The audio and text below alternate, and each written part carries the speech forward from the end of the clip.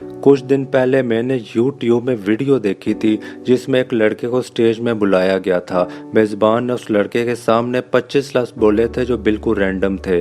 Computer, जूता, हाथी, चरपाई, कौवा, साइकिल, शीशा वगैरह वगैरह। और कुछ देर बाद जब उस लड़के से वो सारे लफ्ज़ पूछे गए थे तो उसने बिल्कुल सही सारे के सारे लफ्ज़ बताए थे और उसी तरतीब से बताए थे जिस तरह मेज़बान ने उनका नाम लिया था। अब मैंने भी मिसाल देते हुए 7 चीज़ों के नाम लिए थे जो मैं अब आपसे पूछूं तो शायद अब आप लफ्ज़ों को उसी तरतीब के साथ बताना तो दूर की बात, अब आप उन 7 चीज़ों का नाम भी ना बता पाएं।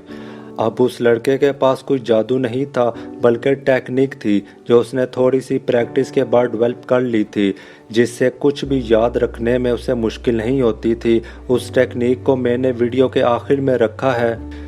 कुछ साइंसदानों के मुताबिक जो इंसानी जहन में काम करते हैं, हमारा जहन 2 खरब अल्फाज याद करने की सलाहियत रखता है, 40 ज़बानों को सीख सकता है। लेकिन मसला यह है कि स्कूलों में सबक तो पढ़ाया जाता है, मेहनत भी करवाई जाती है, लेकिन ये नहीं बताया जाता कि मेहनत करनी कैसे है।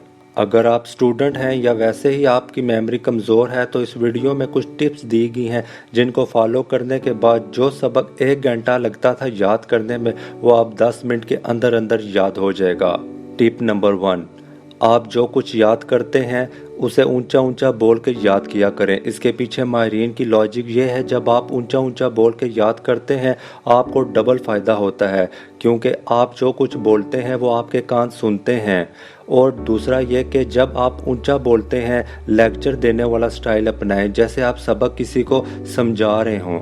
टिप नंबर 2, कोशिश करें कि सबक याद करने के बाद आप सो जाएं। ये टिप माहिरीन इसलिए देते हैं, जब आप सबक याद करते हैं तो वो पहले आपकी शॉर्ट टर्म मेमोरी में सेव होता है, इसके कुछ देर बाद जब आप सो जाते हैं तो वो आपकी लॉन्ग टर्म मेमोरी में सेव हो जाता है।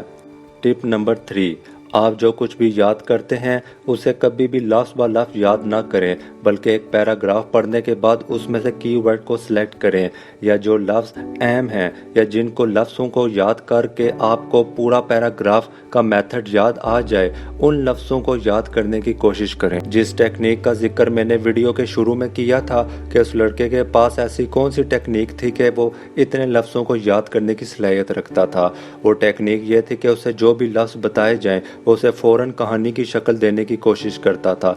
जैसे फ़र्ज़ करें कि उसे ये लफ्ज़ बताए गए हैं, बिल्ली, दरवाज़ा, कंप्यूटर, परफ्यूम, कुर्सी, बिजली वगैरह। बिल्ली आती है और दरवाजे में से गुजर जाती है, कंप्यूटर के सामने से गुजरने के बाद फर्श पे रखी परफ्यूम की शीशी गिरा देती है और जाग कर कुर्सी के नीचे बैठ जाती है, और साथ ही बिजली की एक तार पड़ी है। आप भी इस टेक्निक को अपनी स्टडी में शामिल कर सकते हैं। उम्मीद करता हूँ ये वीडियो आपको काफ़ी हेल्पफुल लगी होगी, तो कमेंट्स में अपनी कीमती राय से ज़रूर आगाह कीजिएगा। अगर चैनल पे अगर नए आए हैं तो चैनल को सब्सक्राइब करना ना भूलिएगा।